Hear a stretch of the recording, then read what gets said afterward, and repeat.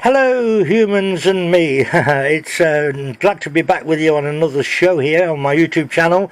Obviously you can read what's on the screen, there's no need for me to read it to you. I'm sure you can all see what that says, so you can see what today's show is all about. So let's do this. Look, it's light, camera and action. Let's go for it.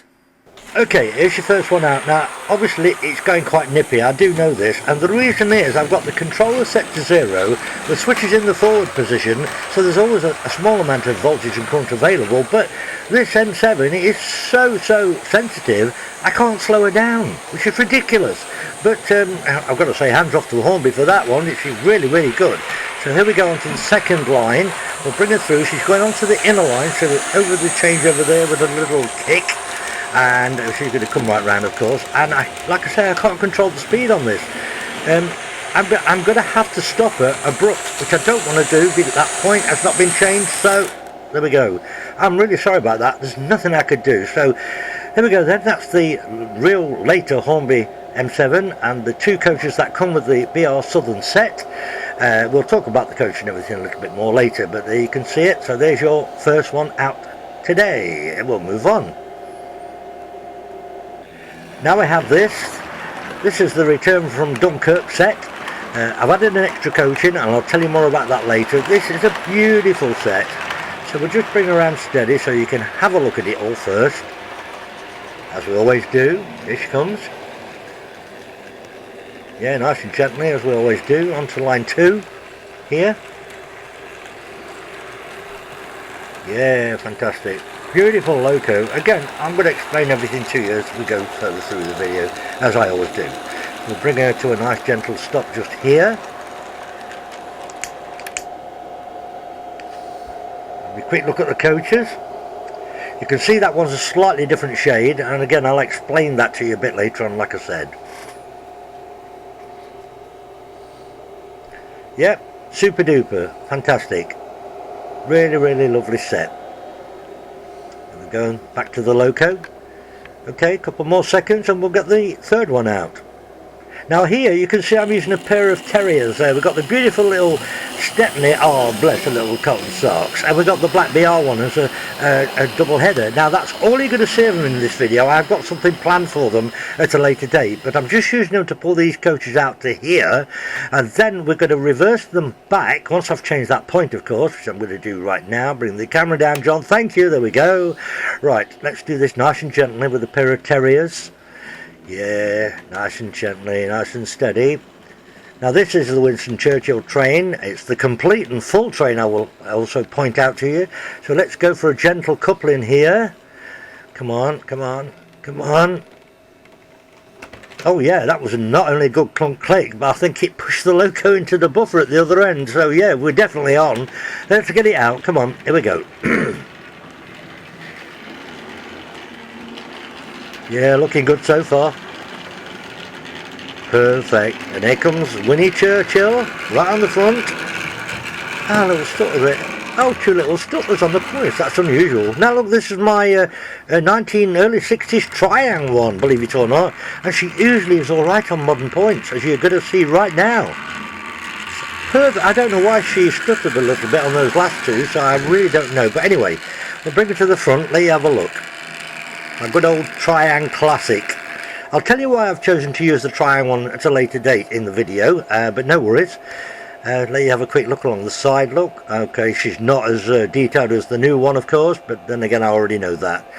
Now if you're wondering about the discs on the front being in quite an obscure way, this is done purely and simply because it's Winston Churchill's train and they are set in the form of a V, which was Winston Churchill's famous gesture, 2 fingers for victory.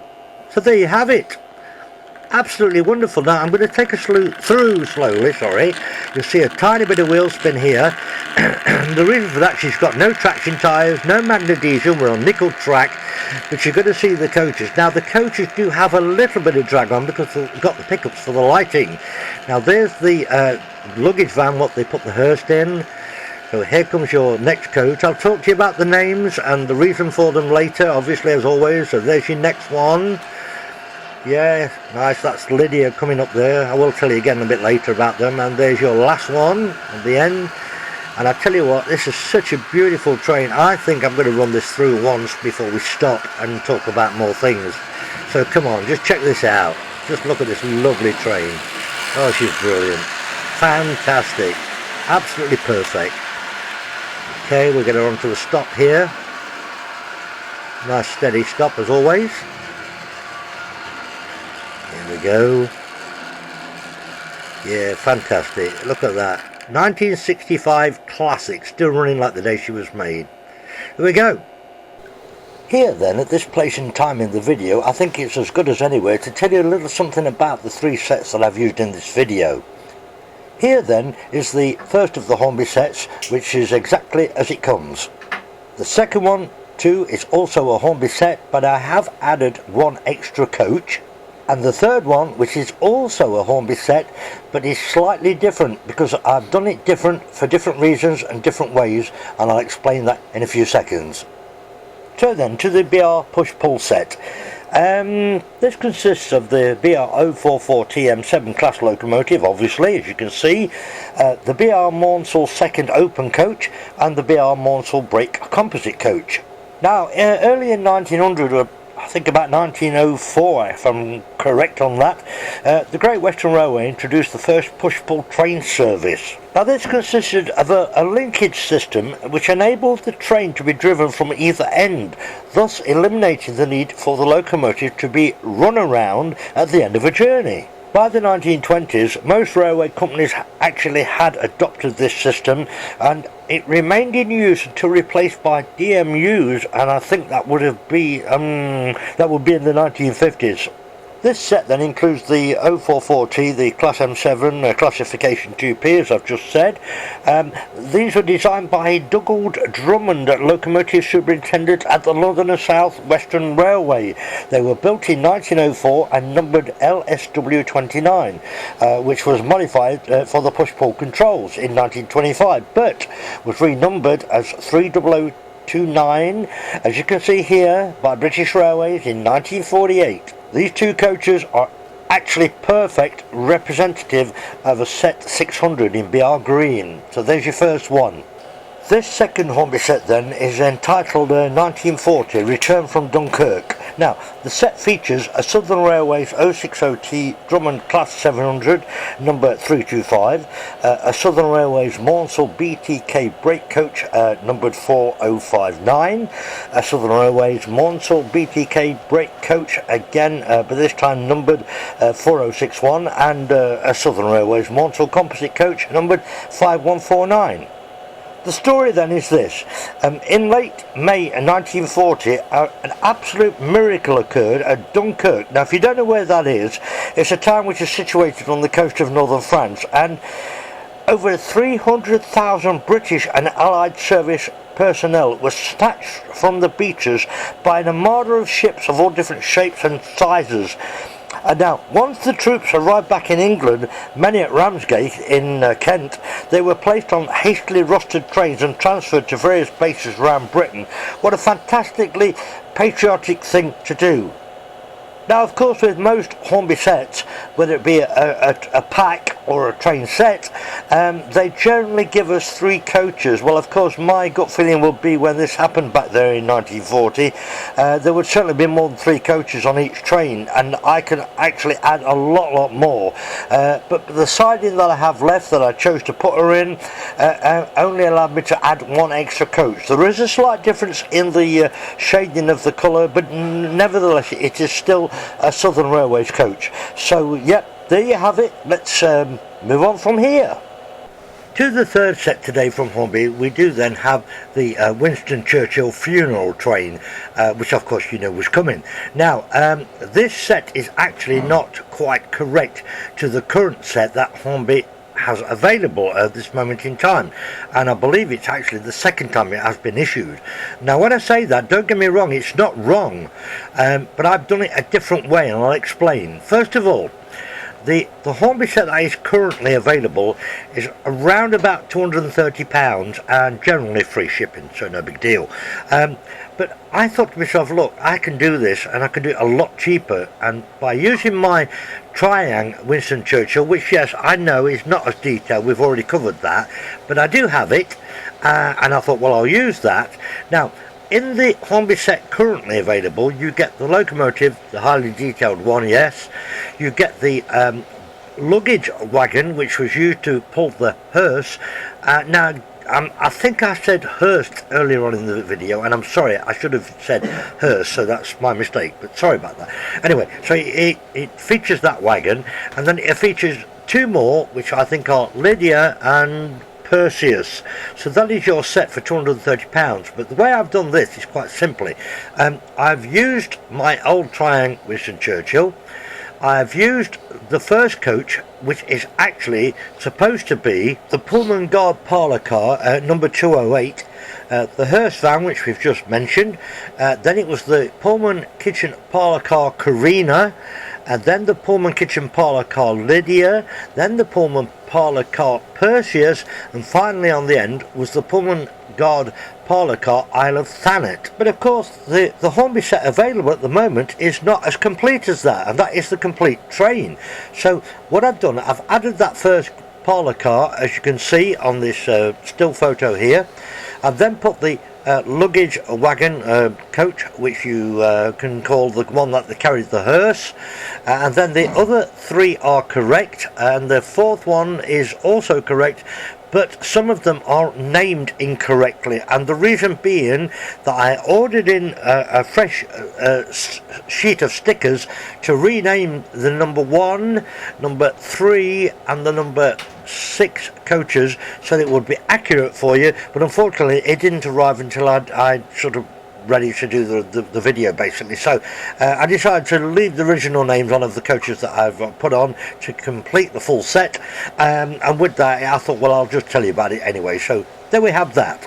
Now, although Hornby does do this set currently, like I say, with only 3 coaches, not the full 6, which is a little annoying. The thing is, what they didn't do, they didn't put the 3 white discs on the front in the shape of the V, which was, to me, one of the most important things.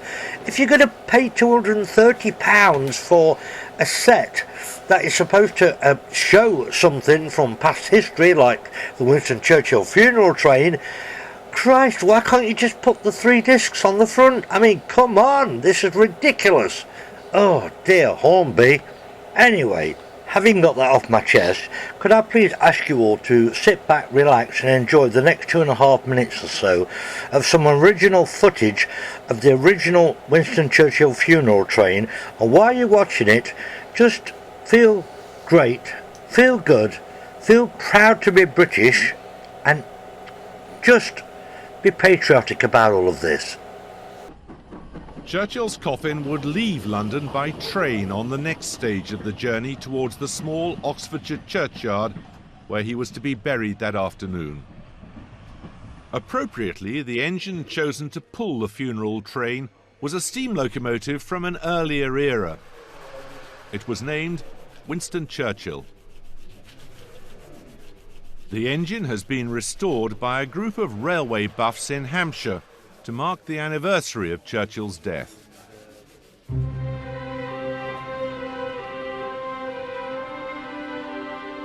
At Waterloo Station, a new bearer party, made up of soldiers from Churchill's old cavalry regiment, bore his coffin onto the train waiting at platform 11.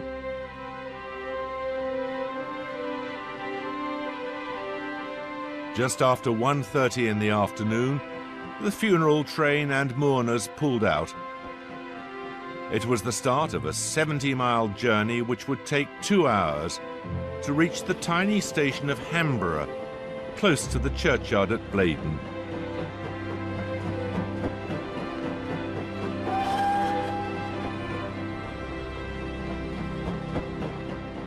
The moment that we left Waterloo, we saw so many people, thousands and thousands of people along the line, you know, in some of the strangest places, even in the countryside. They were in the fields, all along the line. And that was the most telling thing I felt personally about it. But the other thing was all the old soldiers, all in their battle dress, saluting as that train went by. Quite something. Never forget that.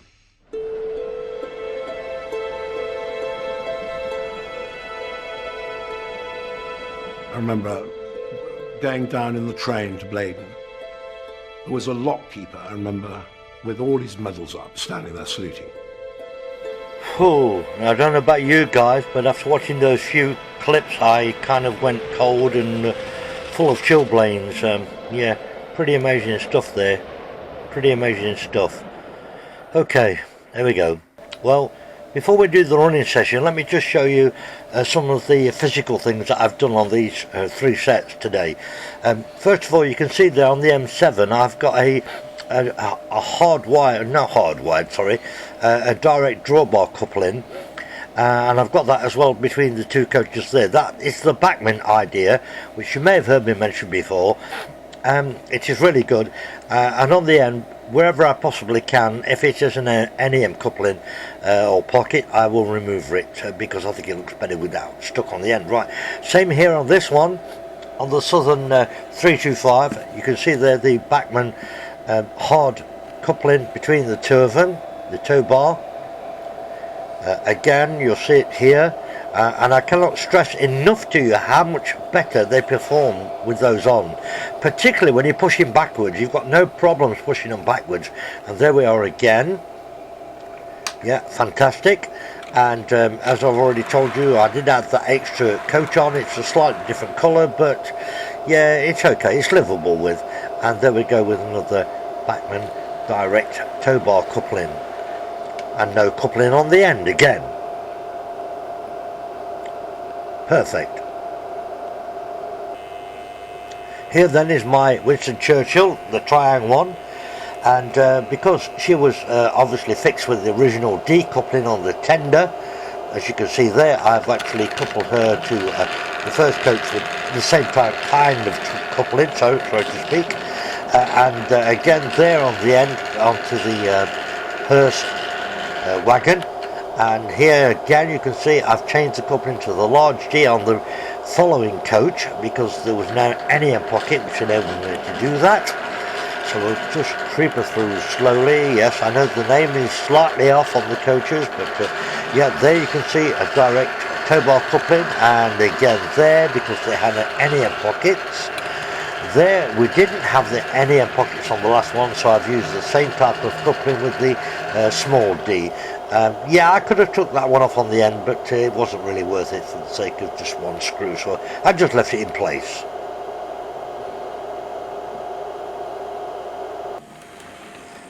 Time for the running. Here we go. The push-pull set with the M7 on line 1. No trouble whatsoever running on the old Super 4 track. Second up, the return from Dunkirk set. Beautiful loco. I just love that 060. It's gorgeous.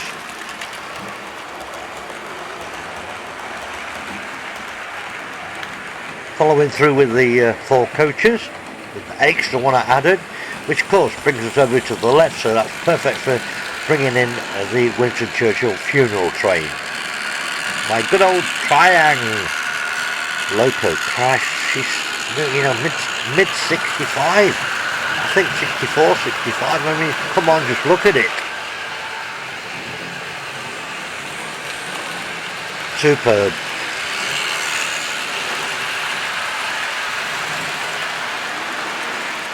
Well, you've seen it all now. You've heard everything what I've had to say about it all.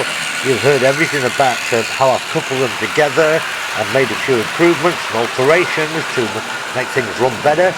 So it's best for me to just shut up now and let you watch them all going round. So let's do that.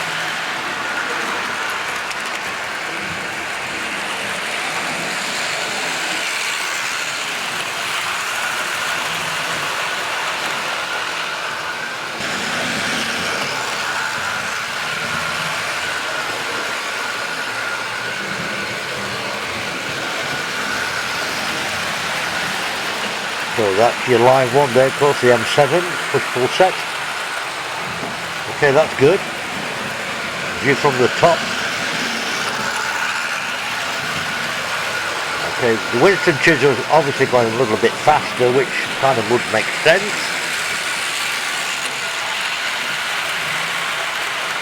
And of course you can see every one of the coaches, apart from the luggage van used to pull the hearse, of course, all the others are lit up with all the table lamps.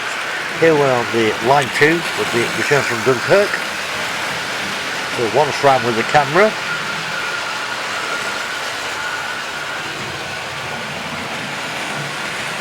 Yeah, looking really good. Can't complain of that.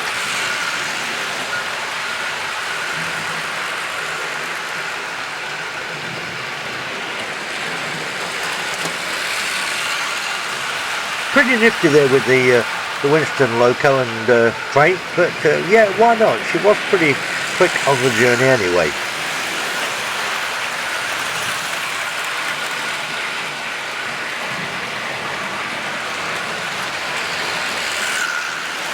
Everything doing the business so far. And as I quite often do, just a few different angles for you around the layout.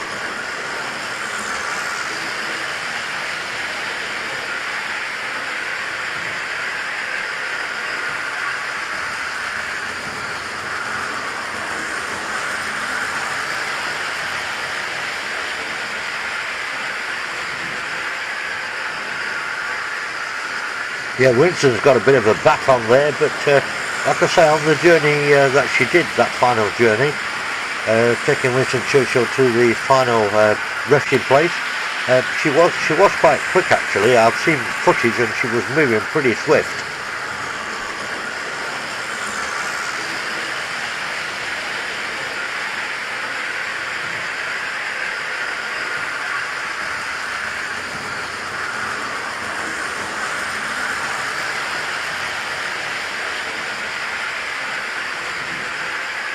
Okay, a couple of times round just on the return from Dunkirk train, sorry. Yeah, just a couple of times round. You can see on the left and on the right, you can see everything pretty cool and pretty easy. All looking good. Yeah, there they go. Fantastic. Well, once more round, then it'll be time to slow things down and bring them to a stop, as we always do. So I've had a bit of a few whiskeys tonight, so I'm a little bit kind of slurry. No, I'm hanging in there, I'm okay.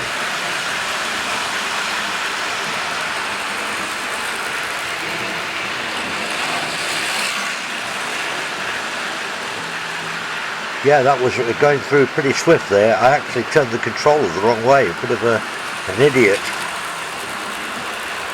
I've got it this time. Let's bring it to a stop. And look at that, 1965, look at that, perfect!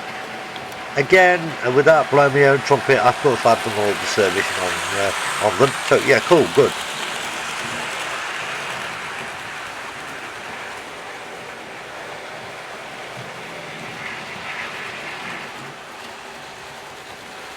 Return from Dunkirk to a halt. Oh, perfect. Yeah, that was good. And finally the push-pull set with the M7.